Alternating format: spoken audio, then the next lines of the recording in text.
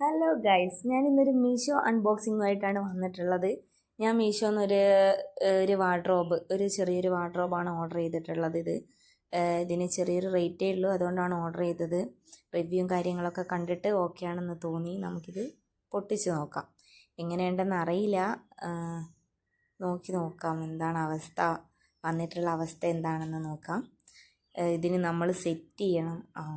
ഈ ഒരു ടൈപ്പിലാണ് വന്നിട്ടുള്ളത്. അത് കണക്ട് ചെയ്യാൻ വേണ്ടിയിട്ടുള്ള കണക്റ്റേഴ്സും പിന്നെ പൈപ്പുകളും അതിൻ്റെ ഒരു കവറുമാണ് ഇതെന്ന് തോന്നുന്നു.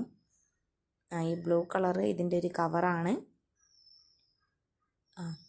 ഈ ഒരു ലെങ്ത്താണുള്ളൂ അല്ലേ? ഫോട്ടോയിൽ കാണുമ്പോൾ നമുക്ക് കുറച്ചുകൂടെ ലെങ്ത് ഉള്ളതുപോലെ തോന്നും.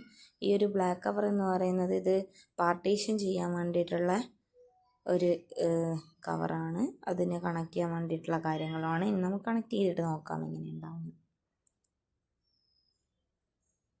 എന്താ ചിക്ക് മാരകമായിട്ട് കണക്ട് ചെയ്തുകൊണ്ടിരിക്കുകയാണ്. നമുക്ക് ആദ്യം ഒരു എത്തും പിടിയും കിട്ടിയിട്ടുണ്ടായില്ല ഇത് എങ്ങനെയാണ് കണക്ട് ചെയ്യേണ്ടത് എന്ന്.